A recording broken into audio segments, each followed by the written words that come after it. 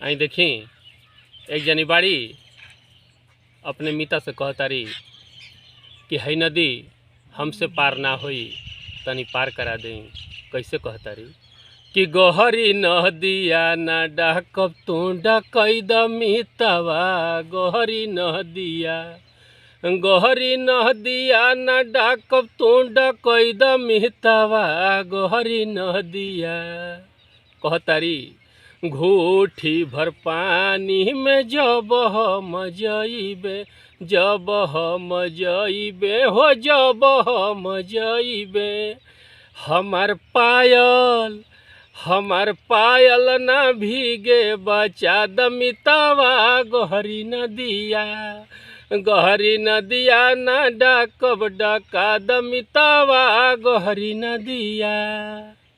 ठेंगुन भर पानी में जब हम जइबे, जब हम जइबे हो जब हम जइबे,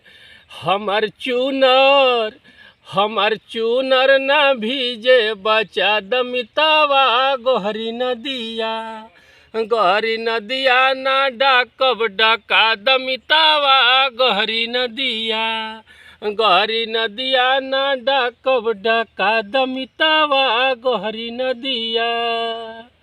कमर भर पानी में जब हम जइबे, जब हम जइबे हो जब हम जइबे, हमार करधन ना भीजे बचा द मितवा, गहरी नदिया ना डाकब डका द मितवा, गहरी नदिया।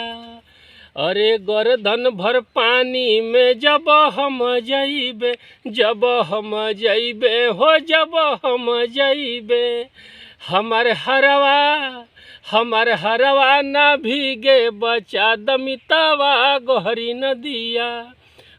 नदिया ना डाकब डका द मितवा, गहरी नदिया। अरे मांगी भर पानी में जब हम जइबे, जब हम जइबे हो जब हम जइबे, हमर सेनुरा ना भीगे बचा द मितवा, गहरी नदिया ना डाकब डका द मितवा, गहरी नदिया ना डाकब डका द मितवा, गहरी नदिया। धन्यवाद।